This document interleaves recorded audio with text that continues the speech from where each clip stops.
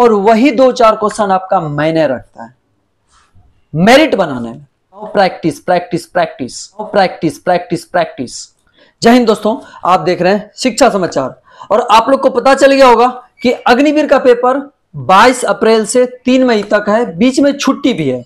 तो आप लोग को अब लगता होगा कि मेरा एडमिट कार्ड कब आएगा, मैं कितना क्वेश्चन अटेम्प्ट कर रहा था कि मेरा रिजल्ट बन जाए, ये रिजल्ट नहीं फाइनल मेरिट में भी नाम आ जाए। तो ये सब लेके आप लोग बहुत सारा कंफ्यूज रहते हैं। तो आज मैं आप लोग को सारे कुछ डाउट क्लियर करते हैं। सबसे पहले है कि इसका जो मेरिट बनता है जीडी वाले का 2 छोर से मार्क्स बनता है, एक तो रिटर्न से मार्क्स आता है, एक फिजिकल से मार्क्स आता है। तो आप लोग अब सोचते होंगे कि मैं रिटर्न में अगर कम भी क्वेश्चन किए तो फिजिकल में ज्यादा कर देंगे तो मेरा मेरिट बन जाएगा। दोस्तों ये तो सही है, आपने सही सोच रहे हैं, बट होता क्या है कि आपने क्वेश्चन कितना सही किया ये पता ही नहीं चल पाता है, क्योंकि आंसर की तो आता नहीं है, कटअप तो दिखाता नहीं है कि इतना कटअप गया है। सबसे मैं पहले बताता हूं दोस्तों कि आप 50 क्वेश्चन आएगा और 60 मिनट देगा आप लोगों को। ज्यादा से ज्यादा आप लोग प्रैक्टिस करें, क्योंकि ओनली 7 डेज पेपर बचा है। कि प्रैक्टिस से सक्सेस मिलता है, ना कि नॉलेज से सक्सेस मिलता है। तो आप जितना प्रैक्टिस करेंगे उतना आप आगे निकलेंगे, उतना आपका आईक्यू तेज होगा। तो इसीलिए आप लोग सेट बनाने का कोशिश करें, ज्यादातर ऑनलाइन, क्योंकि पेपर आपका ऑनलाइन है। इसीलिए ऑनलाइन जब सेट मारेंगे तो आपको अभ्यास होगा, आप जल्दी ऑप्शन को छांटने का कोशिश करेंगे। फ्रेंड्स, आप लोग को लगता होगा कि बार बार एक्सपीरियंस का बातें करते हैं। तो दोस्तों एक्सपीरियंस वो है कि आप लोग जैसे 50 क्वेश्चन आ रहा है, उसमें नहीं जानते हुए अगर 2, 3, 4 क्वेश्चन कर दिए तो वो क्यों किए, वो कैसे हुआ, वो एक्सपीरियंस के बदौलत ही हुआ। अगर आपका एक्सपीरियंस यानी क्वेश्चन अटेम्प्ट करने का ज्यादा क्षमता नहीं होता, ऑप्शन छांटने का ज्यादा आपका आईक्यू तेज नहीं होता, तो फिर वो 2-4 क्वेश्चन नहीं कर पाते, और वही 2-4 क्वेश्चन आपका मायने रखता है मेरिट बनाने में। इसीलिए मैं बार बार कहता हूं कि आप लोग प्रैक्टिस करें, प्रैक्टिस ही सक्सेसफुल बनाता है। अगर नॉलेज आपका कितना भी हो जाए, आप क्वेश्चन ही सही करके नहीं आए एग्जाम में, आपने सही बनाए हैं नहीं, तो फिर फायदा क्या। आप बहुत सारे पढ़ रहे हैं, 4 साल 5 साल से मेहनत कर रहे हैं, लेकिन आप क्वेश्चन जाके एग्जाम हॉल में ज्यादा अटेम्प्ट नहीं कर पाए। क्यों? कि आपको बनाने का हैबिट भी नहीं है, छांटने का हैबिट नहीं है, तो फिर आप वहां कम ही क्वेश्चन करेंगे, आप जानते हुए क्वेश्चन छूट जाएगा।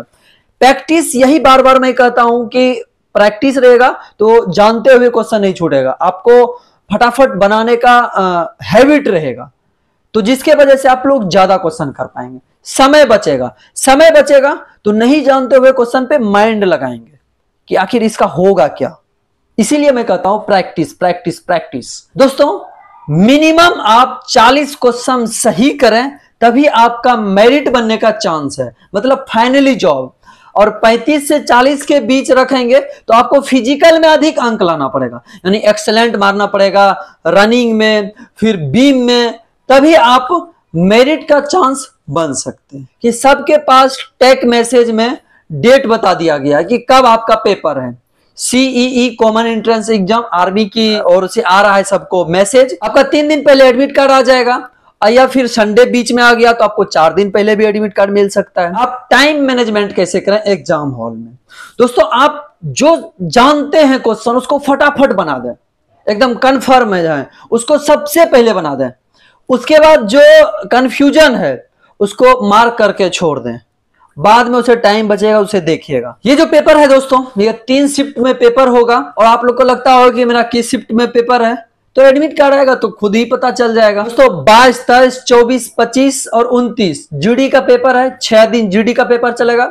अब बाकी उसके बाद टेक्निकल हो, ट्रेडमैन हो, एनए हो, पंडित हो, आरटीओ जेसीओ हो, ये सब का पेपर चलेगा। दोस्तों आप लोग हमें कमेंट में जरूर बताएं कि अभी आपका स्कोर कितना आ रहा है। आप लोग तो सेट बनाते होंगे, ऑनलाइन हो ऑफलाइन हो, घर में कहीं भी मारते होंगे, तो अभी आप लोग का स्कोर कितना आ रहा है हमें जरूर कमेंट में बताएं, और सही बताएं, ज्यादा ना बताएं, क्योंकि इसी से एवरेज में आगे जब इंटरव्यू लूंगा फिजिकल में जाके, तो फिर वहां पे मैं पूछूंगा कि आपने कितना बनाए थे। तो अप्रोक्स माइंड आता है ना कमेंट में पढ़ने के बाद, तो इसीलिए आप लोग सही बताएं कि आपका यह पहला अटेम्प्ट है या दूसरा अटेम्प्ट है या तीसरा अटेम्प्ट है। ये भी हमें जरूर बता दें कि दोस्तों इससे हमें लगेगा कि आप जब पहला अटेम्प्ट था तो चलिए जानकार के लिए आपने पेपर देने चले गए, दूसरा अटेम्प्ट होगा तो कुछ तो जानकार होगा, क्यों ना निकला, वजह क्या था, मेहनत क्या था, इन सब सारी चीजों को मैं जानना चाहता हूं